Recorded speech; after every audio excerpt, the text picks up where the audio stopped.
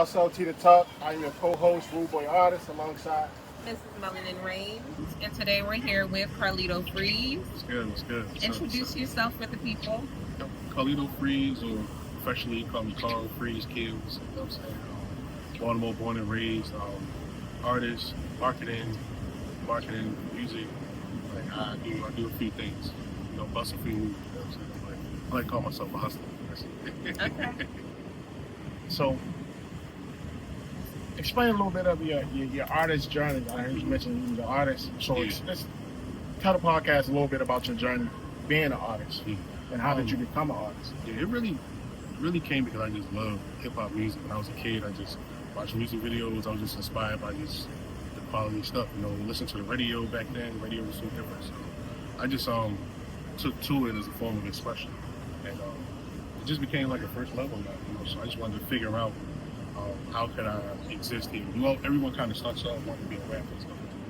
But I just learned kind of like how the business works, just learning things beyond just consuming the music, and just having like a different perspective. So over time, I just kind of like immersed myself into the scene out here and stuff like that. But even when I first started, me and my friends wanted to start a label, so I was already thinking from an admin point of view, you know. So that just went into me busting moves in the scene, and then just pivoting to do media, because I felt like with media I could take my knowledge, take my passion, and learn new things and get to know what's really out here in the city. Because a lot of people say, oh, the city don't have this, don't have this. But there's a local scene everywhere.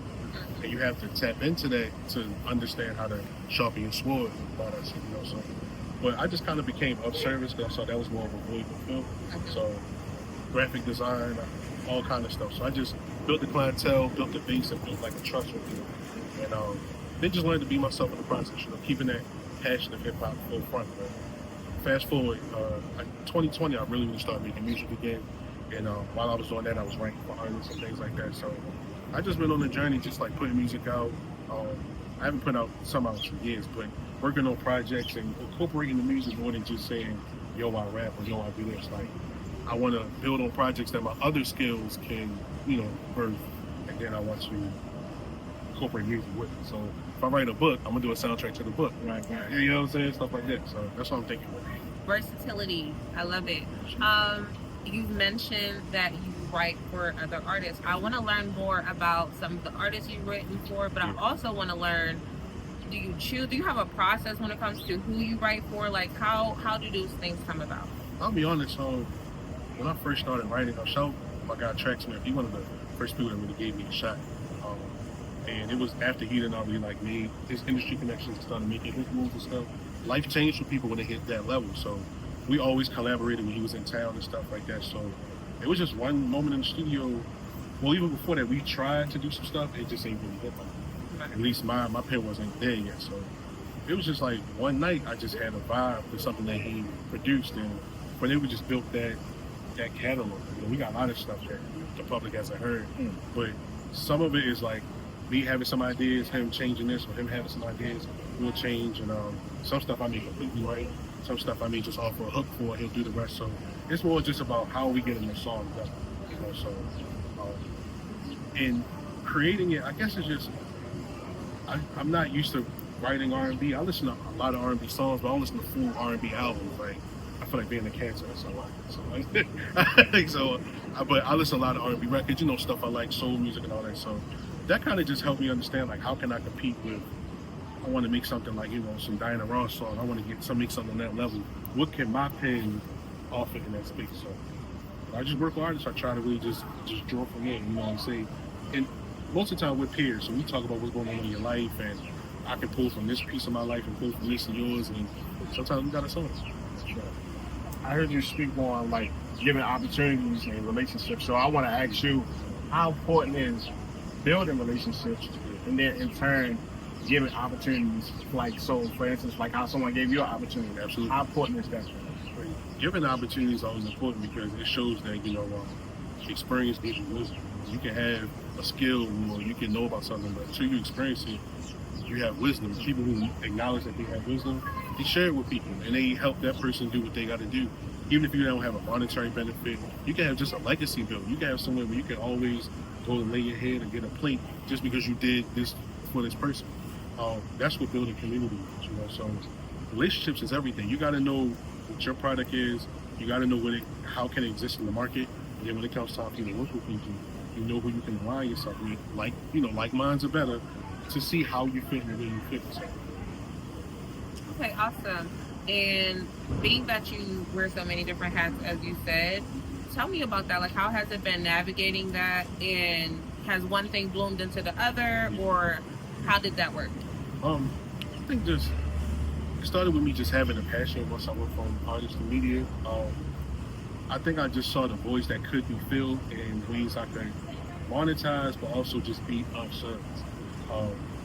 And it just led to me having relationships and things. So I think that I treat everything based on like a priority. If somebody hits me up and say, hey, I need a flyer, then I'm gonna set out time to do the flyer.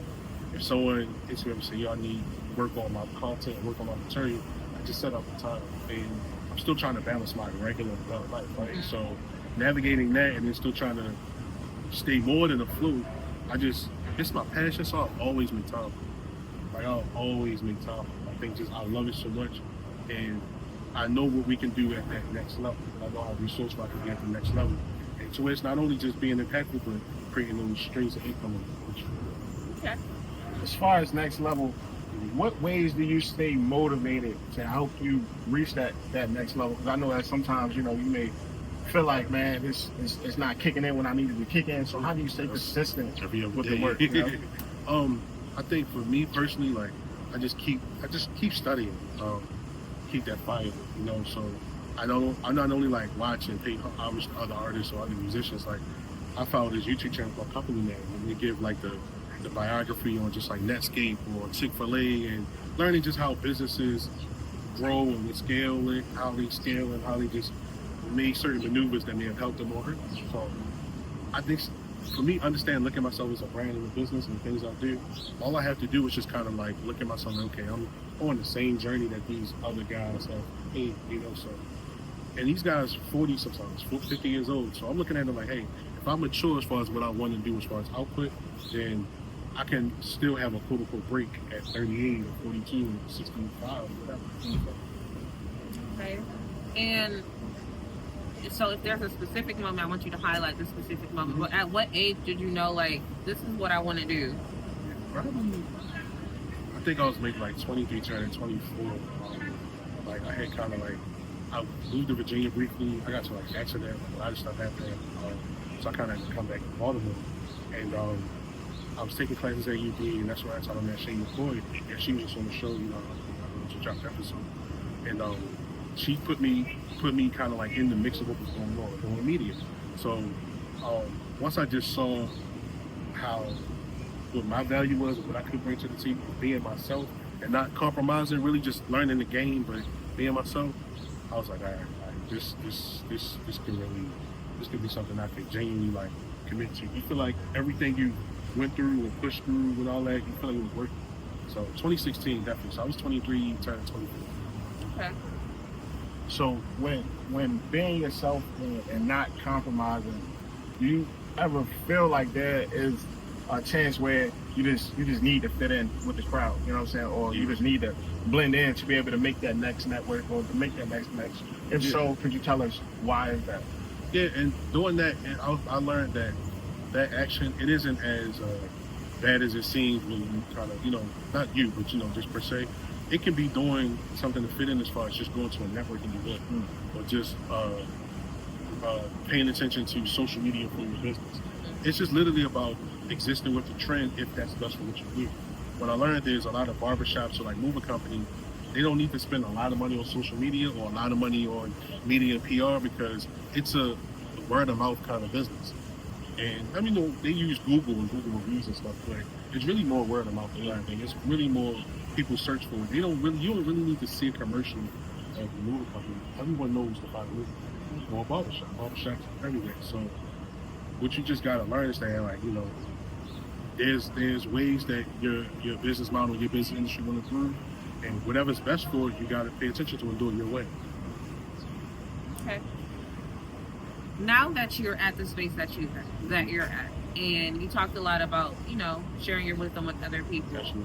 what is one profound thing that you have to share with the audience Absolutely. and whoever's listening? Oh man, really know yourself, know who you are.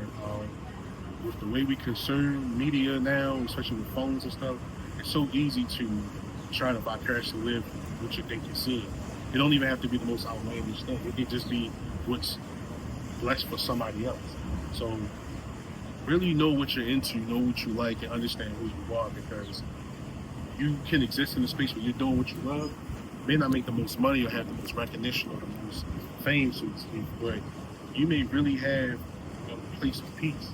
So knowing yourself in this is so important, because of just life, not even just being industry stuff, just life. You see so many people being that person that's trying to be what I think I want to be. And that's more ego. You know, so know yourself in anything and everything you do in this human experience. I just have one more question. Yeah, for sure. It kind of relates to like knowing yourself. During that process, how did you come to realization like, okay, this is it. Like, this is what I want to do. This is who I am, and now I'm about to go full-fledged with it. I can give you kind of like a story of one of the songs Nate Traxman worked on, a song called How I'm Coming, Designers on there. Remember, like, he was on the way from Philly. He was working out of a studio. He was making some music up there, so I was going to come to the studio. He was just kind of like going through beats and stuff. So I remember hearing that specific beat, and it reminded me of this show that called Gidget. He used to come on like TV Land days and all that. So with Sally Field, and I was like, yo, this remind me of like the beats in like the 1970s or something like that. And so I just kind of wrote that chorus, I laid it out, and he's like, yo, him and his cousin was in there, and he's like, yo, this is fire. So he did it over, and like he just said it. He's like, yo, I'm putting design on this, bro. And like by the end of the week, designer was on that.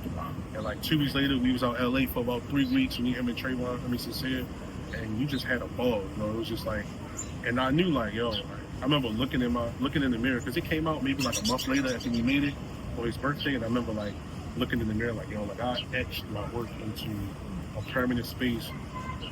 Not even just, oh, it's up the street, it's available, but this is a bigger artist that's on the song that, you know, frequency, hello, some stuff like that. And it's like, yo, like, they can't take this away from me. Like, you can't even take this away from me. This is something that's always going to be. And so that was just like, man, like, I got to live for those moments. And it's like, yo, like, leveling up, you know what I'm saying? All right, that's awesome. It's been great talking with you. Sure. It's always Appreciate you great guys. to commune with you. Sure. You're definitely a great spirit and a great person to have in the community. Please let us know where we can find you and what you have that you want the people to check out. Sure. Well, first, thank you, Speak Life, for having me. You know, Instagram, coolest all time, with a K, not a C. You go on Google, Karlito FREEZE, K, not a C. You see me on there as well. And yeah, projects I got coming up, working on a soundtrack for the short film me and my guy Ronnie working on. Shout out to My Pocket Media.